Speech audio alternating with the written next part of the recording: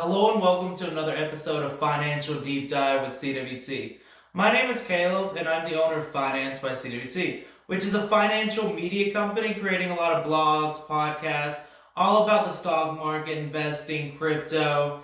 And in today's episode of Financial Deep Dive with CWT, I want to talk about Bitcoin. Not just Bitcoin, but I feel like there is obviously Bitcoin has had a terrible 2022 so far.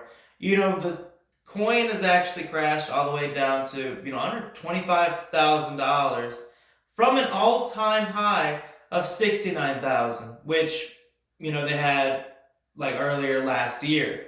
And since then, it's been like it's an absolute crazy, basically downtrend that they're on right now. And I kind of wanted to make a podcast episode talking about Bitcoin and the latest downtrend because I feel like there's a lot of misinformation out there on what Bitcoin actually is and what it's meant to do.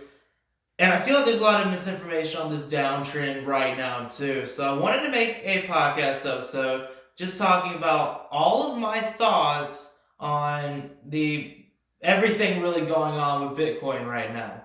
And first off, I've noticed a lot of people, they're looking at everything going on with Bitcoin, and I've seen this sentiment a lot where they're like, this obviously shows that Bitcoin is not an inflation hedge. And the reason for that, and the reason they think this, is because inflation is at an all-time high right now. It's rapidly going up, and Bitcoin, on the other hand, is rapidly decreasing in the price. How can Bitcoin be a hedge against inflation when inflation is sky high right now and Bitcoin's not? And I feel like the people that are saying that and a lot of it's from the Bitcoin community too. Like a lot of it's actual Bitcoiners saying this.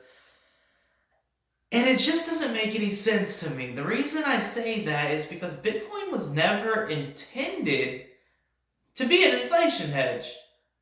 It was never supposed to do that. Like if you read the actual Bitcoin white paper, which I believe that everyone should, like everyone should at least read the white paper before making a decision to invest in Bitcoin or not.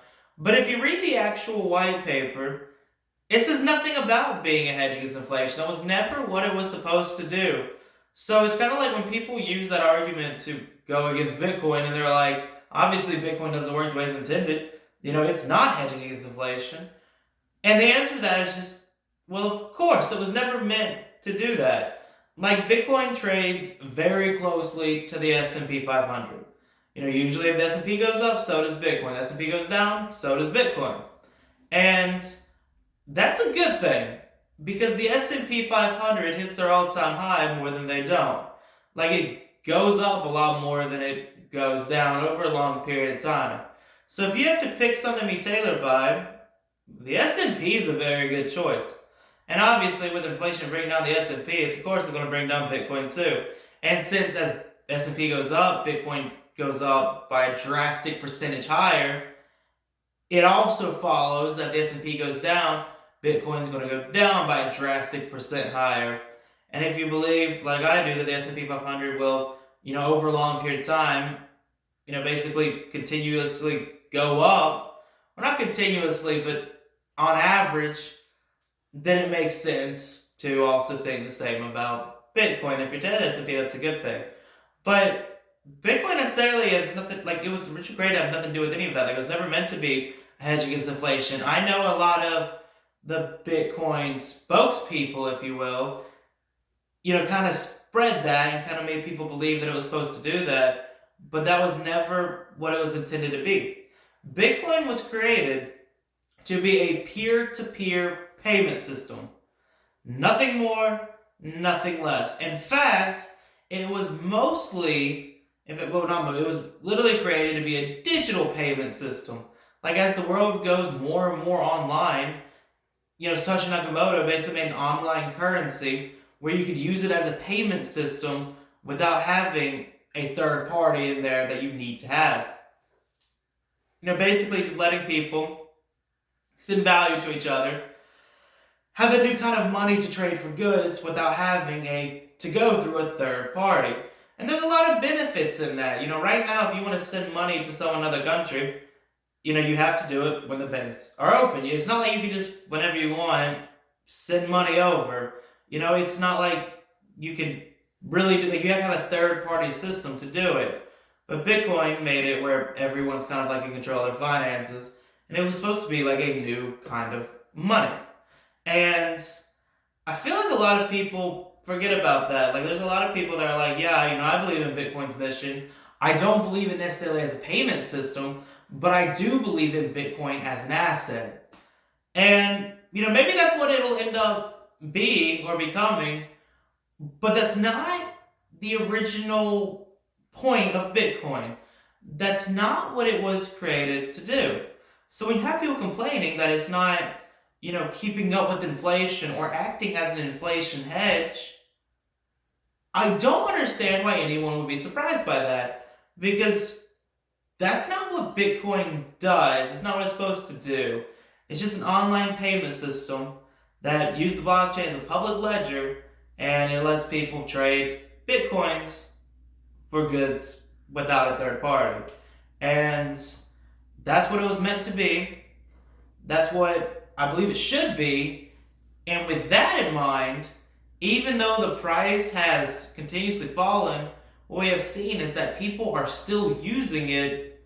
Like, we can look at the blockchain and see people are still using it as a payment system. They're still using it to buy goods and services. They're still using it as currency, which is the entire point of Bitcoin. It was always supposed to be a currency. And the fact that people are still using it is huge. And it looks like it's easier to use now more than ever. Because especially with the Lightning Network, and not even just that, but with apps like Cash App, for instance, that is absolutely huge. But with Cash App now allowing, having the Lightning Network on that, you can send your Bitcoins using that to like friends and all, like friends, family, and they actually get it instantly now. Where before, and I remember doing this myself when I was sending Bitcoin out of Cash App into a different wallet that I was using to store my Bitcoin. I sent it from the Cash App, had to wait for quite a while, and then eventually the Bitcoin showed up in my wallet. And I was thinking at the time, this would be difficult for a business to do. Now, obviously, still, like, I got the money a lot sooner than I would if someone paid me by a check, or if someone, even paid me by card, but, well, not really with a card, but like with a check. But even with that, I was like, this would be hard for businesses to do, like wait this long before they actually get their money. But the Lightning Network has solved all of that. It's made people be able to get their money instantly. Like, if someone sends someone money through the Bitcoin Lightning Network, it's instant. And, with stuff like that, with Cash App, adding that to it, and with that becoming a thing, Bitcoin is more and more becoming a peer-to-peer payment system. It's becoming a lot easier to use as a payment system. So Bitcoin is doing what it was created to do really, really well, and it's doing it better than ever before. The more time passes and the more technology that goes into it, Bitcoin becomes better and better. And my entire thesis on Bitcoin, the reason I own it and the reason I'll continuously be buying it, is because I believe that Bitcoin handles transactions. It works better as money than, the current system that we're in.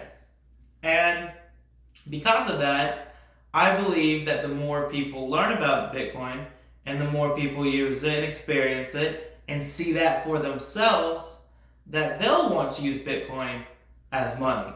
And I think that different businesses will want people to use Bitcoin as money because, and I explained this in a video before, but if you use a card, they pay a 3% fee. If you pay with cash, you're psychologically going to spend less. If you pay with check, there's a 10-day clearing process. And when it comes to Bitcoin, it solves that. So it makes sense for businesses to want that to be in use. So if people want to use Bitcoin and businesses want to use Bitcoin, if it benefits both parties, to me, it makes perfect sense that that is the system that we're going to see. And that will lead to a lot more people owning Bitcoin, which leads to the price continuously going up. And because of all those reasons, I invested in Bitcoin. But it not acting as an inflation hedge, it not basically going the opposite of the S&P, which why would you want anything to trade on the opposite of the S&P? The S&P goes up more than it does not. And Bitcoin basically not holding its value during a market downtrend or even a market crash means nothing, because there's nothing to do with the overall thesis of Bitcoin. If it's still able to be used as a payment system, then it is still able to do what it was created to do. And that's really all I have to say on this episode of Financial Deep Dive with CWT. Make sure you subscribe to the YouTube channel or whatever podcast platform you're currently listening on. And thank you for listening.